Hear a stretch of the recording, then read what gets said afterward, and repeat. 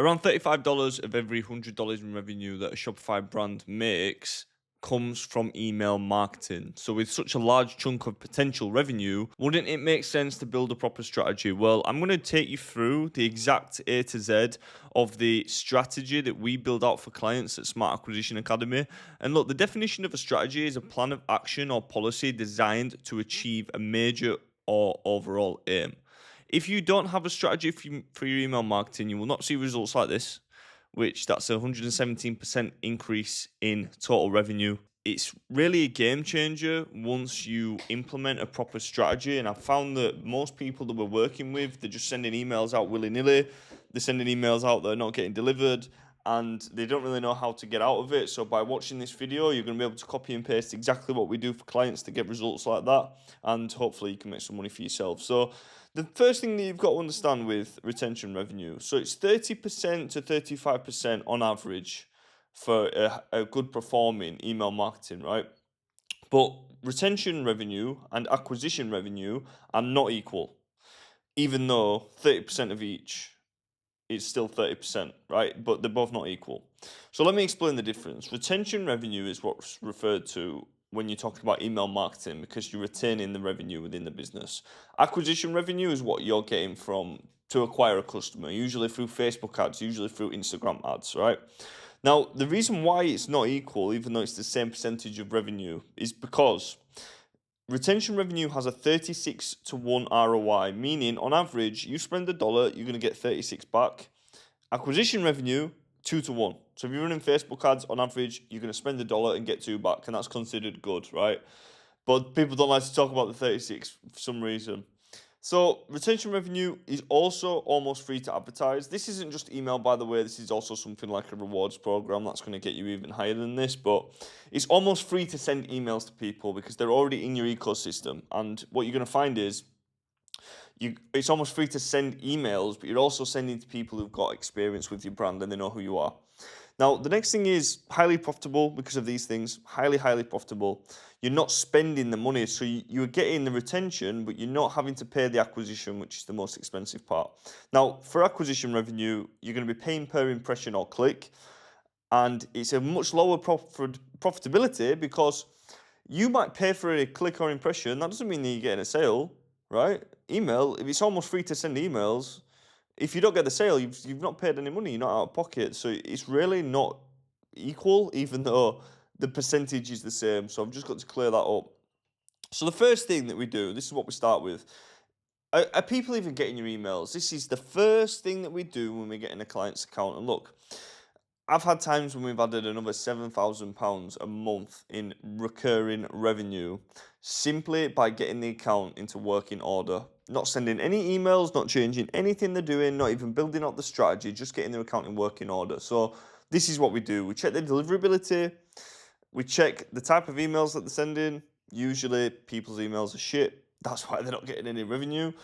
And we also check the amount of volume that they're sending. So it's only these three issues.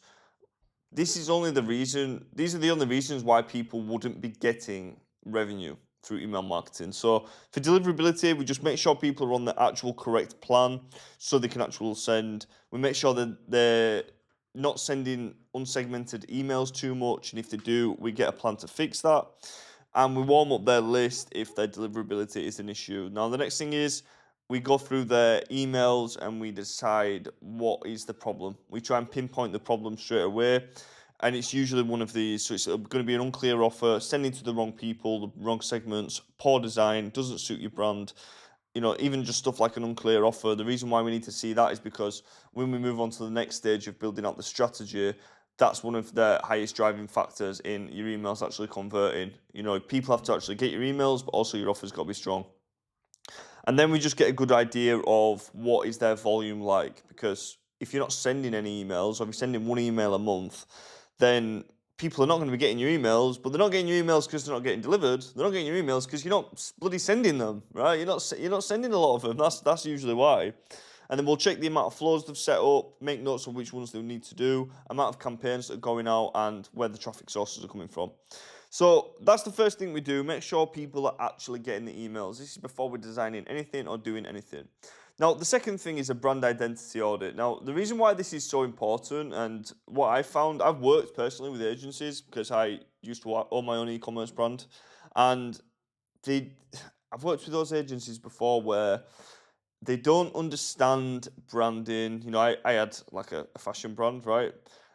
They don't understand branding. They have the type of offers that you'd find in Sports Direct or on the back of a cereal box, and it's just like it doesn't fit your brand. It's affecting the brand image, and when you're running a brand, you have to protect the image of your brand in your customers' eyes, right? You don't want to have a third party that doesn't understand branding, doesn't understand your brand, doesn't understand the voice, doesn't understand the feel and the needs of the customers. So this is very important. Like, you don't want to start sending out marketing messages that is making you and your brand look bad. Like, you want to be perceived as good. You want to be perceived how in a positive way that resonates with your customers. So that's why we take some time to really break down the brand identity. So before we design anything, it all fits and it all makes sense and it adds to the brand rather than taking away from the brand. Very important stuff. So it's basically made up of all the visual, verbal, and emotional elements that define how a brand looks, sounds, and feels. And at its core, it typically includes these things. So the first thing is it's the visual elements, stuff like the logo, the color palette, the typography, the image style, the design system. So what we'll do is we'll get a general idea of what the look and feel and the visual elements of the emails are. We do have differences in designs, but as far as the typography, we stick to a certain lettering, we stick to a certain color palette. We want people to get an email on Monday and get an email on Saturday, and they know it's from your brand. Like, they've got to know that it's from your brand. And if you're sending different typography and different colors out on every single email, then they're not really going to get that branding style. And for branding, you want to be congruent and consistent with your brand, because ultimately every touch point that people have with you, whether it's email, whether it's social media, it needs to fit and appeal to the character that you're selling to. Next thing is verbal elements. That's your brand voice and tone, messaging pillars, slogan, value proposition, story, and brand narrative. So we go very hard on the story aspect, because what we've noticed is, especially in the late 2020s now, people buy from people, and if you're selling to young people, right, they want to buy from actual people with a brand story and narrative, right? And that is the way that you compete with the big competitors, because yeah, Nike are great at storytelling, but if you're showing that you're an independent business owner, some people actually try and make themselves look bigger than they are. However, that's the only differentiator that you've got against your much bigger competitors. So we help come up with the brand story. We feel like it adds a lot of trust, and people buy from people, people buy into people. That's why we start with that. Next thing, voice and tone.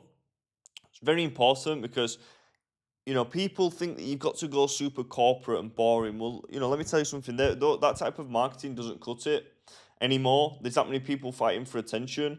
You've got to speak like your customer, and don't be afraid to do that. Like, use some slang, and use even use swearing sometimes. I mean, I'm not saying go crazy on that, but just use something that fits with the type of people you're selling to. If you're selling luxury stuff to 60-year-olds, do not swear in there, right? But if you're selling to Gen Z, 21-year-old kids, if you swear in there, it just shows that you're not really conforming to this corporate stuff, and it shows that you're actual people, right? So it's those little things, and you really need to find your brand voice. And when you understand your customer, it's easy to do. The next thing is we've got the foundational strategy. So the mission and vision, core values, brand personality, target audience and positioning, and unique selling proposition.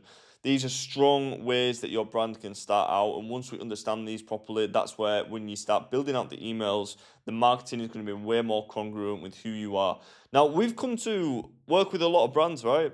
And they don't even know these. Like, they don't even know the USP. They don't even know the positioning, and they don't really know the target audience, and they don't really know the personality or the core values. But the thing is, we take them through an exercise, ask a few questions, and they know all this, and it actually helps them in different parts of the marketing that we have nothing to do with. So this is a good exercise to go through, even if even if you're not going to work with us. I would highly recommend this. Next thing is you've got the experimental elements. This is stuff like customer service, the website and experience of the website, social media presence, customer service style, brand rituals, and signature touches. So we're not we're focusing on email marketing at Smart Acquisition, so we're not going to start posting social media content or customer experience, but you are working with brand specialists who've either had brands or know a lot about the A to Z of e-commerce. So we do act as a bit of a consultant in many ways with different problems in the businesses, but we're not going to start building the website and the customers. We don't do all that stuff, just to make that clear. But we make sure that our part of the marketing that we're doing is congruent with the rest of this, and we can make a few suggestions for things to work a little bit better.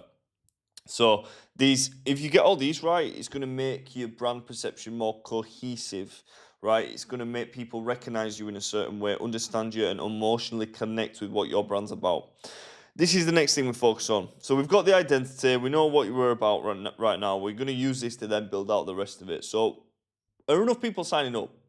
We 5x'd this pop-up form, right? Because once your emails are being delivered, you need to focus on optimizing the gateway to your entire back-end ecosystem, right? If the back-end is generating 35% of revenue in some cases, well, if the majority of that, the people on your list are going to come from the pop-up form, you should probably start with the pop-up form. So this brand was doing around, on average, 1.5% to 2%. And then we took it up to, on average, I think it was 6% or 5.5%. You can see it's even as high as 7.88%. But you can see consistently more form submits. And over a year, like 5 times the amount of people on your email list, it's a lot of money. We're talking about 30% of revenue. It's a lot of money. So this is why we start here. And it's pretty simple, actually, what we do for this. So to get results like this, we add a high converting offer. We change the design up. If it's really underperforming, we'll change everything. There's no point holding on to that. But then we'll focus on high leverage A/B tests, testing 2 principles together, whether that be the offer or a certain type of button or how you input information. We've got winning formulas that we use for every brand. And yeah, that's what we do. That's how we get high performing pop-up forms. And again, you've got to know what to A/B test. If you know what to test, it's very easy. But you do need to make some tests. So we get people signing up. That's the first thing. Get them on the list. Then we're using the emails. Then we do something called offer farming. This is where we focus on the highest leverage part of your email ecosystem. This is like sign up offers and abandoned checkouts. We help design offers and decide offers that make sense for profitability. And we use these offers to strategically add into the emails. So I once worked for an email agency for paid ads, and he advised me to get some keyrings made. And he was using the offer as some keyrings. It was like just a shit offer, right? And the problem is he didn't check with us what we wanted to offer and what made sense for us. So each brand has different offers that can offer profitability wise, right? Some brands can't afford to do 10% off. Some brands can afford to do more than 10% off. Some brands can offer a free gift. Like, there's different things that you can do depending on your brand, and we then check with that. So if you're trying to build a strategy, you want to ask yourself, like, how can we make certain types of offers that we can test and use that's a little bit out of the box? Where can we offer extra stuff? Once you get an arsenal of offers that you can use, you're then able to strategically put them in the right place, and that's where you get the highest leverage, meaning the smallest amount of work with the highest impact. So that's the next thing we'll focus on. Number 5, is there enough automations going out? Usually, no. So the back-end automations, it's stuff like your sunset flow, loyalty flow, welcome flow, abandoned cart, abandoned checkout, post-purchase, browse abandonment, and many more, right? So usually people do not have enough going out. So what we do is we go off what works for us and we test a few things. So usually we'll come into brands and they'll be like, on the welcome flow, and they'll have 2 emails and that's it. There'll be no offer and they will look like a piece of shit, to be honest. So this is what we do. We add what's working with us. We lengthen the story. We add all these elements that we learned from the brand audit, and we answer people based on where they are in the funnel, right? This is a standard practice that we go from. So this is called a buying triangle. Now, most people are ready to buy. The 3% are ready to buy, but most people are still not problem aware, and they're in this triangle. We try and target these different groups differently. These people are ready to buy. These people need more information. By gathering that information, we're then able to add that into the automations, add certain information into the automations, affect the copywriting, add the brand voice, and we really start building out the length of the flows and start fixing the flows that are underperforming. We go for the underperforming first. Then finally, what we do is campaign calendar. So it's going to look something like this. We choose 5 main buckets. 1, 2, 3, 4, 5. That was very poor drawing. We use these 5 buckets and we then create content from this, right? So we have things that we rotate in between, stuff like sale events, season content, seasons, new drops and restocks, news about the brand. Obviously, depending on your brand, if you've got a part of your brand that has a physical office and you're constantly doing trade shows or something like that, you're going to show more news about your brand, right? If you're a brand that gets new stock in all the time, you're going to be doing more. You know, if you're a brand that has like a health product, then you're going to do more health benefit emails, for example. So we help you come up with something like this, and where we choose the main buckets. And then what this does is this allows us to create sub buckets, which are then the actual campaign emails. And we do this enough till we get 2 to 3 emails going out every single week. Depending on what your deliverability is like for your brand, we will send a certain amount of emails out. So if you're having deliverability issues, we tackle that in a certain way. But you as a brand owner should follow something like this. Get a campaign calendar going out, because once you start sending these campaigns consistently and you're sticking by a certain protocol, one, you can find out what wins. You're testing a lot of variants. You know that, I send this type of email, I'm going to get this back. But what it's also going to do, it's going to feed the automations, because you send a campaign out and then that's going to trigger actions on your site, and people are going to start going through the automations, and that's where you're really going to see that ecosystem come alive. And over a couple months, sometimes we're seeing revenue very, very quickly. That's where you're going to get those insane gains potentially for your brand. So, look, that's how you build a strategy for your brand. 5 steps right there, 6 steps.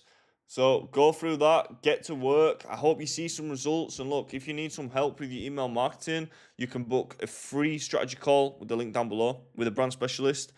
And if we can help you, we will. If you're not a right fit, that's all good as well. Keep watching the videos, make some money, get some clear value. Anything you need, drop a comment down below. I'll see you on the next one.